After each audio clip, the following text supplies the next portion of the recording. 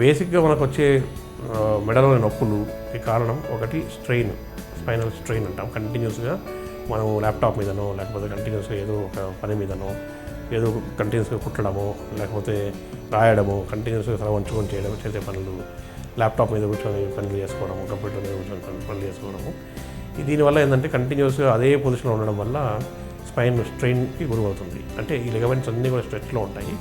So దానివల్ల strain అవుతుంది అనమాట. సో కంటిన్యూస్గా అలా కాకుండా మనం మధ్య మధ్యలో లిగమెంట్స్ రిలాక్స్ చేయడము, నెక్ రిలాక్స్ చేయడము, అలా కొంచెం చిన్నగా వాక్ చేయడము చేస్తే మనం దాని మీద నుంచి డైవర్ట్ అవుతుంది. మనం నెక్ పొజిషన్ వల్ల యథాప్రకారంగా నార్మల్గా వస్తుంది అనమాట. So the commonest cause is spinal strain. Second is spinal sprain అంటాం. స్ప్రెయిన్ అంటే మనం పడుకున్నప్పుడు రాత్రిపూట ఒక సైడే తల పడుకుంటాం. అంటే తల అటు ఇటు అంటాం, నొప్పి వస్తుంది, రాత్రి సరిగా పడుకోలేదు అని.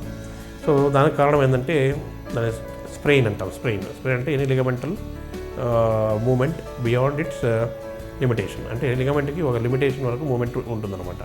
దానికంటే ఎక్కువ మనం మూమెంట్ చేసామనుకోండి, దానికంటే ఎక్కువ యాంగులేషన్లో మూమెంట్ చేసామనుకోండి, ఆ లిగమెంట్ స్ప్రెయిన్ అవుతుంది అనమాట. స్ప్రెయిన్ అంటే కొన్ని ఫైబర్స్ టేర్ కావడము అట్లాంటిది ఏం జరిగి అక్కడ నొప్పి స్టార్ట్ అవుతుంది. సో ఇవి రెండు చాలా కామన్ కాజెస్.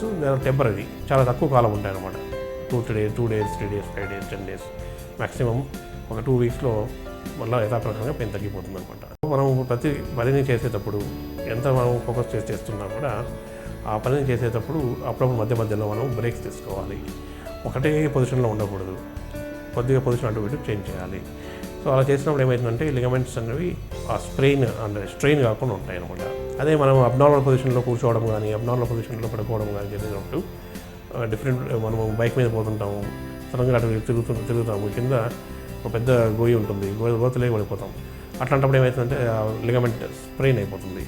సో స్ప్రెయిన్ అయినా కూడా యూజువల్గా లిగమెంట్ స్టిల్ ఇంటాక్ట్, దానివల్ల పెద్ద సమస్య ఉండదు. మెల్లగా రెస్ట్ తీసుకున్న తర్వాత కొన్ని పెయిన్ కిల్లర్స్ వాడిన తర్వాత పెయిన్ తగ్గిపోతుంది, అది హీల్ అయిపోతుంది.